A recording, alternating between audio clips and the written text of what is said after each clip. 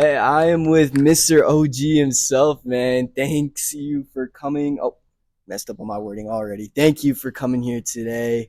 Gotta say thank you for Boyle Heights Tech Center for sponsoring Yeah, us again for the studio, this lovely studio that they're giving us. The scenery changed again on us. Mr. OG, man, can you introduce yourself to our audience and tell us where you're from? absolutely. I was born and raised in the Republic of East LA.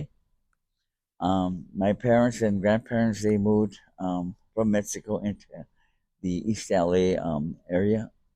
Um, I'm Joseph Sanchez, aka Jojo, Mm. but I go by Mr. OG, which is Opportunity Giver. And basically, that's the bolt of what we do. We give young people the opportunity to to fly high.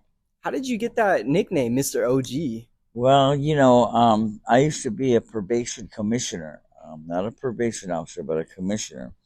And I was pretty much the eyes and the ears for the board board of directors of the county of the county, Mm-hmm. um, which the ones that pretty much run the entire county. Mm-hmm. Um, and so basically, after that, I was asked to attend a prison, whereas I would go in there and talk to the young men that were incarcerated. This time they had a big project there. They had, a lot of your chief of police, and all your so-called green lighters, the like so-called runners that run the whole gamut. Mm.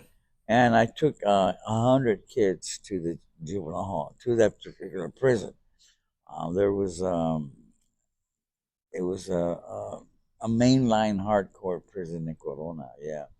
Um, and so basically, I went to the gate, and then once I entered the prison, I was in the yard, and I heard all these guys yelling at me and saying, "Mr. OG, Jojo, Mr. OG, OG," and the officers and all, and it had some judges there, and just a lot of communities, individuals there, and they said, "Man, they all know you here," and so basically, I didn't feel good with that because it didn't hit proper because I didn't want to be known as an OG, the gang lifestyle, because I lived that, and I lost a lot of friends, working in the juvenile halls. I You had, lost a lot of oh friends yeah, gaining that nickname? no gang Oh, violence, just gang the violence. Oh, gang okay. violence, and so when you're known as an OG man in the prison system and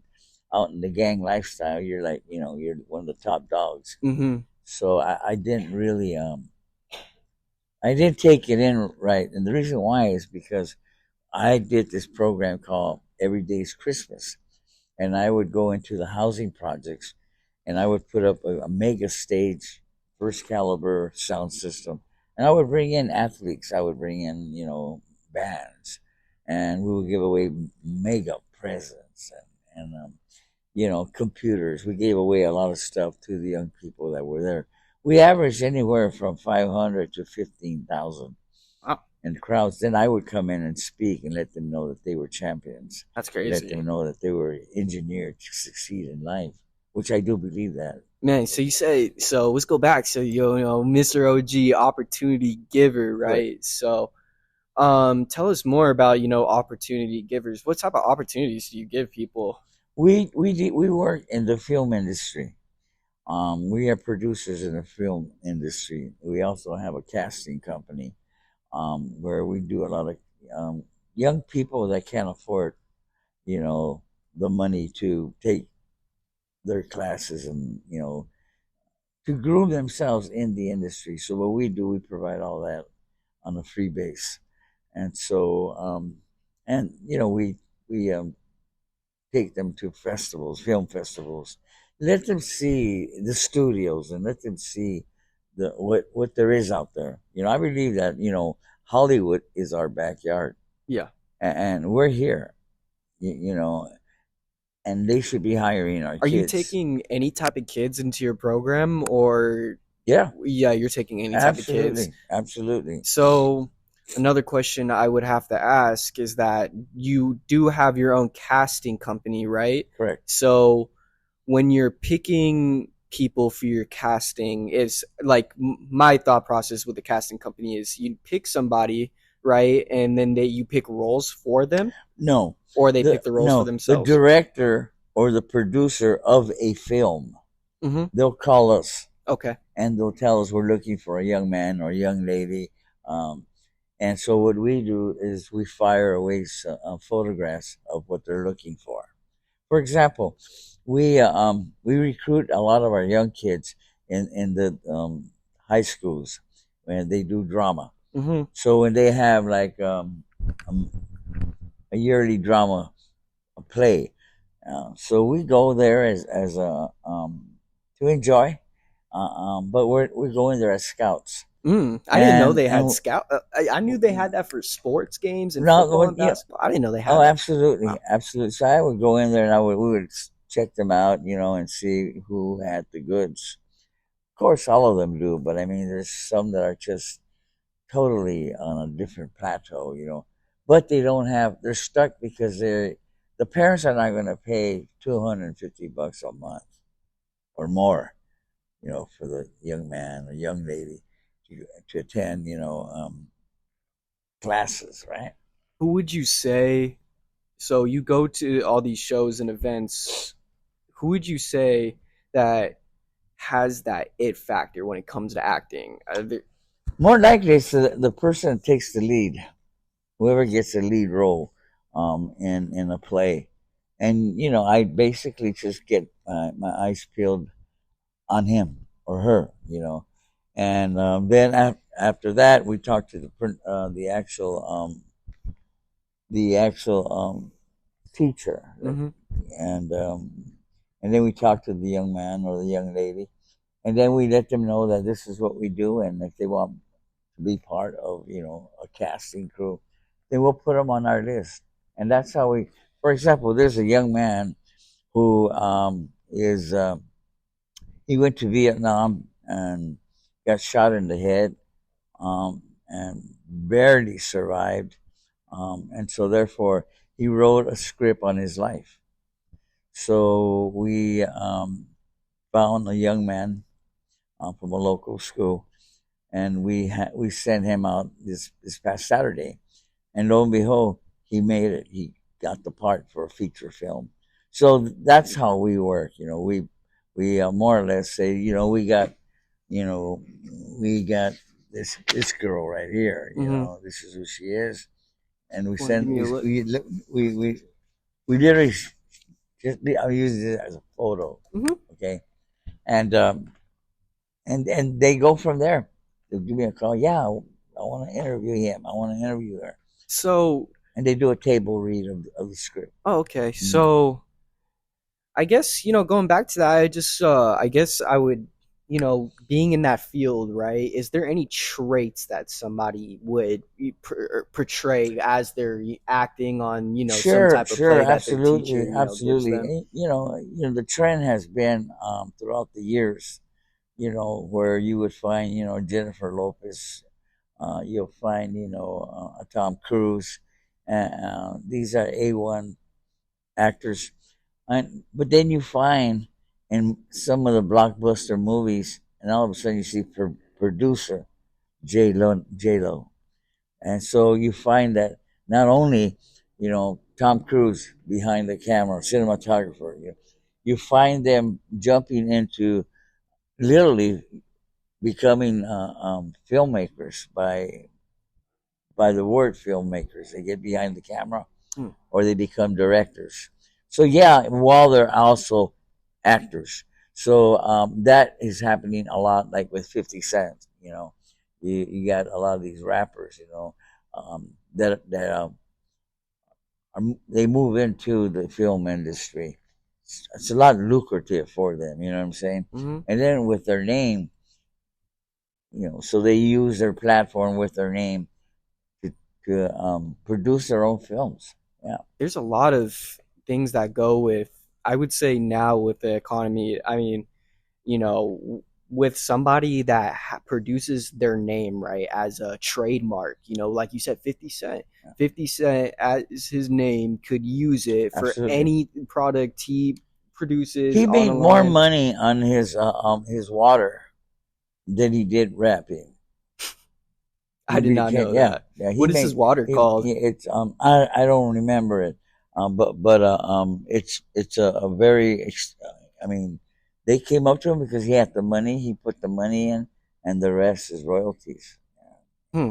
Yeah, um, but yeah, other things too is like, I have young people that I take to a set. They never been in a set before. They never been there to hear, literally, or to see. All right, so I take them while we're doing a film, and they go there, and they're blown away, man. I have one young man that he basically was being truant, and I mean, he had his friend that was killed in front of him, so he was traumatized. Hmm.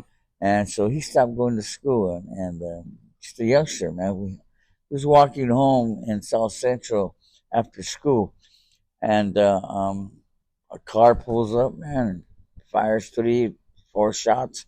They hit his best friend and kill him. His best friend dies. And so Mama said, "We got to get out of here." Okay, so they moved over here to East LA. We got the same issues. Um, he basically bumped in with me, and my partner Jill, and he saw the cameras because they were following. There was a TV project that was following me for my life story, and he said, "Hey," he goes, "That's a." He takes off his earphones, and he says, "Man, that's a real camera." Those those are the ones they really use in the movies. And he goes, "They don't just use these anymore, you know." And I said, "Yeah, and I said, and he said, I want to be in the movies." I said, "Okay." So we gave him a card and said, "See you later. Call me when you're ready," you know. And the way, so he calls me, and I tell him, "Look, man, go back to school, tell the teacher you're sorry, and apologize to the principal." And get yourself in position to graduate. If you do that, we'll give you a scholarship to Santa Monica College, the film department. And he did that. I mean, and he took the bus from East LA all the way to Santa Monica. Hmm. You know, in fact, we have a beautiful film on him. And so today he went on to Jolie, my partner, booked him for one of the shoots that we did in Arizona. And he wanted to get behind the camera. But what happened was he fell in love, with behind the scenes. He began doing props. He fell in love with the props, right? And he said, "This is me, man." And so he went ahead and graduated from the school, high school, and then he graduated from the film school, and then he got hired for Fox Sports, Oh, and wow. he began doing the Super Bowls and the World What Series. is he doing for the Super Bowls again? Props. He does the Props. props, Oh, wow. man. The For art department. the art department. So like for the halftime Yeah, shows, half times and also just for, all of the yeah, performances and stuff. That absolutely is anything that crazy. Fox has on sports, he's one of the guys there. Wow, that Yeah, is. I mean, there's a lot of guys, and I think there's a lot of programs now that I've came to California and I've seen these programs, and I've seen a lot of stuff that are advocating for people to go into the field with acting and musicians and stuff. There's other jobs that are and there that's the for it. reason why we call it opportunity givers. We're giving them the opportunities, Right. and it's something that I lived. I never had the opportunity until later on. See, I believe that mentoring is really the key. A real down to earth mentoring. Some old school mentoring. When you take a Yeah. young man or a young lady under your wing and you begin to mentor them, you begin to prepare them, you begin to communicate them with the etiquettes how to communicate with individuals that are in a prestige department, the eye contact, the yes or no, sir, just the basics, walking in, casually, nice dress, groom. That's real important, just can't go in there, sagging and what, yo, there's a, there's a, there's a trick of the trade that a lot of young people don't know, and this is me. They say this is me. No, that's not really you. I mean, you're just in. There's seeds of greatness inside you, but you're not letting them pop. Hmm. You know, and so once you learn that there is such a task of releasing your greatness, you releasing your greatness, not somebody releasing the greatness from you. You yourself. It's not the outer, it's what's inside. If you believe, you can achieve, And I truly believe that, I believe the sky's the limit for these young people. Once they're able to take a look that there's a light on the other side of the tunnel and understanding that that light is not a freight train, it's the light of greatness. And so basically, that's what we do. We groom them, we train them. Yeah. But not everybody's, and I will play both sides. Not everybody's dream that goes into it. I would say, what was your dream going into the acting industry, maybe media industry, It, just to start off? yeah, it wasn't. Excuse me. It wasn't acting or directing or none of that. For me, it was basically a passion that I had behind the system. My father died at a very early age when I was about maybe 17 on my way to Vietnam. And he died of an overdose of drugs. Yeah. Yeah, I was born, addicted to Sorry to heroin hear as a about that. baby. Yeah, and so I began to kind of wake up. Uh, um, my mom tells me that, when I was a child baby, that we lived with our grandmother in a garage. And and she lived with my dad in that garage. And she tells me that the cops came in, detectives, and they broke into the garage. And I was in the crib, and my dad got his heroin and put it in my diapers, and that was it. He put Uh, he put the heroin in your diapers. yes, What the and heck? and after that, my mom says, you're out of here, man. So she left him, and I didn't get to see him until I was about 5 years of age, 5, 6, and I got all excited. He called and said, I want to pick up, you know, the baby, and I want to take him to go play some baseball in the park. So I was all excited, man. And so, long story short, he comes in, he drives in, and I go, I run where he was at, and I got in the car, and once he was preparing to get rolling, we saw all these different people, these white guys. They were all cops, they were undercover cops. There was one that was known as Henry the Hawk. Henry the Hawk was notorious in East LA. Yeah, he captured practically every drug pusher. Henry the Hawk. Henry the Hawk. And he was always after my dad. He wanted my dad. Hmm. Well, they got him and they beat him. And I'm there as a child looking at him at 5 years of age. And my dad's, It's very traumatizing. oh, there's blood all over the car, the steering wheel. And it was there where I went to school. And I couldn't talk until I was about 9 years of age, 10 to be exact. Hmm. And I stuttered, I looked down on myself, like I was no good, because the cops and growing up in the neighborhood, well, our mom tells us be respectful of the cops, And so it wasn't until I met a mentor, my teacher, and my teacher was her name was Mrs. Spencer. She took me out of that shell. She taught me to release my inner greatness. Sadly, uh, um, I was in the classroom, and she came in. That was her first week as a school teacher. Just graduated from UCLA. Um, she's up there in the chalkboard, putting her name up there. Mrs. Spencer.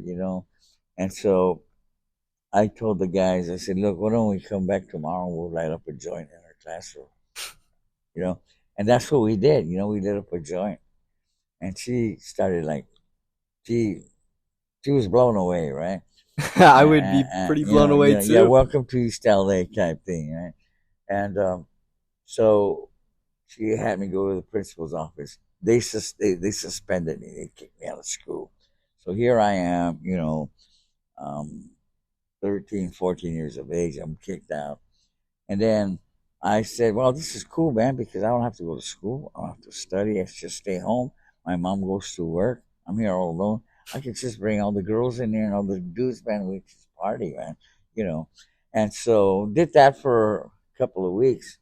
And then I got arrested for borrowing the neighbor's car.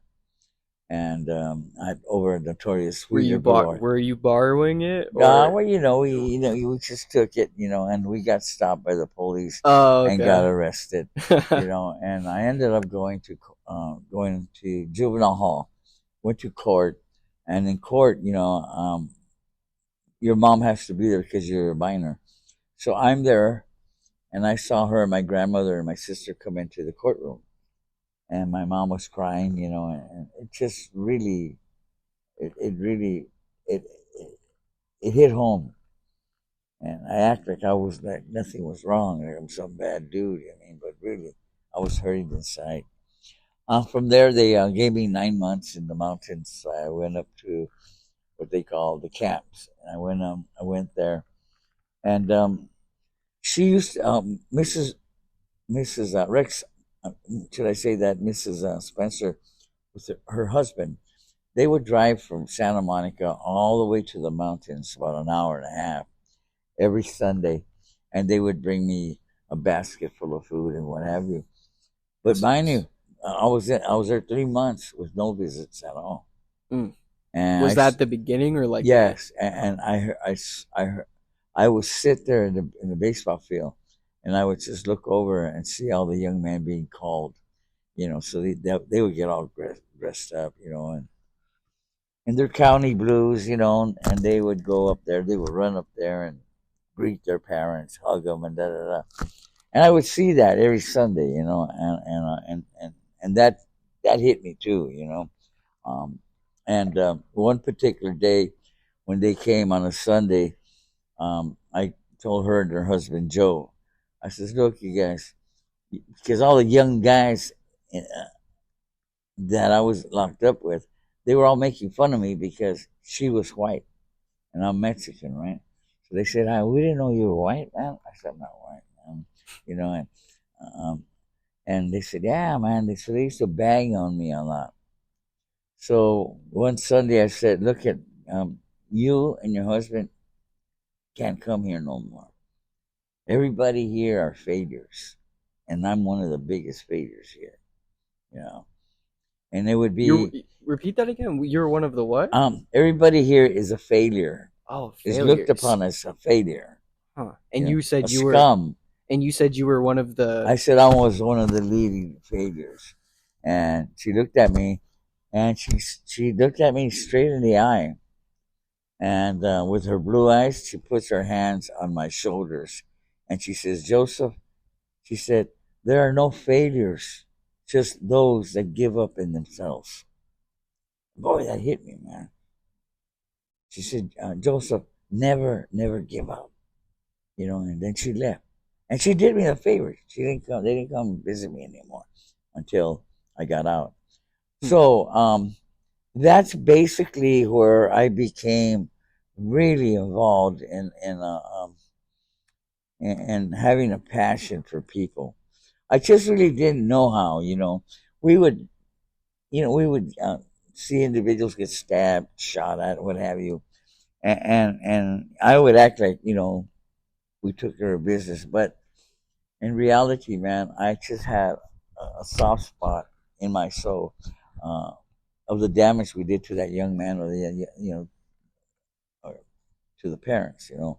That soft spot was really the soil that the seed of greatness were being were growing. That soil, there's nothing greater than peace, nothing greater than love, kindness. That's the soil in your soul that makes the seed of greatness grow. And I think another thing with that, to add on with that, I think connection with people. I mean, all those is obviously part of connection with people, but I'm talking about a real connection with people, like what we're doing right now. Absolutely. Talking, just talking away from our phones. I mean, I know this is a broadcaster, right? But we're just talking, Sure. and we don't get enough time. Maybe you do your interviews and stuff, but we're just talking, and a lot of people, even if they don't do it for interviews or anything like that, I think enough people just need, or more people need to just talk with I one mean, another, the connect real with one another. the key is that you have to love yourself. Mhm. If if you don't love yourself, and I don't mean it in an egotistic way, I mean just appreciate that you're here. You know Oh, for that sure. you're somebody to be counted on. And I think the Black Lives Matter. They launched that. But it was overdue. Every life matters. Hmm. And once you understand that, and you really take that to heart, then you begin to look into your destiny. And what I do here, Fridays teaching film, I I I always, or anywhere, I always start off with the top of the day to you. Now, the top of the day to you. That means that you live every day. You live on top of the day. It doesn't matter what the day brings. It may bring victory, but it may bring disaster.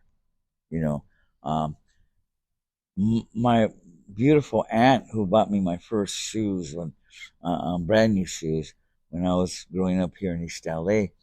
Um, Treating, she was my dad's sister, and she would come and she took me to you know the well-known Whittier Boulevard where all the Latinos shop, Hmm. and she bought me my brand new shoes, Buster Brown shoes. I still remember, and she was always, very, very cool, and she just passed, and then a very Sorry to good hear that. friend of mine just passed 2 days ago. So I mean, it doesn't matter what comes your way. You got to stay on top. Your mindset has to stay on top. It's the mindset that's so important. Uh, um, so it's I truly believe that attitude determines your altitude in life. I totally agree with I that. I mean, totally agree with. it's what I do when I go to a film shoot, or I go and find to recruit. I look at the attitude when they come to the set, and we're putting them on a set. I check them out on the set. Are they really working at the set, or they're just kicking back? What are you doing? Just kicking. Just there's no chilling, man. There's no time for chill, man. You know, it's time to put your grind on, man, and make things happen. So therefore, once you have these young people, um, just a few that I talked to here, I want to know where they're going. Where are you going to be 5 years from now? Where are you going to be 10 years from now? Okay, my job, okay, my task is to be able to hear where they want to go, to see where are they at that particular um, at that journey. So my task is to help them with the journey, teach them where the booby traps are in life. Teach them how to run the race. And teach them never give up in life. If you're, what I say to people is, if you are a sleeper, you are not a believer. Yeah. So I'm gonna leave it off with that. Top of the day, I appreciate you for coming out. Sure. Can you hand me one of those, Sure. to promote it one more time with you? Man, I appreciate you again for coming out. Hey guys, pop out to this if you're interested, listen to all that. I thank you guys a lot. And man, again, I'm just gonna say it again. I really appreciate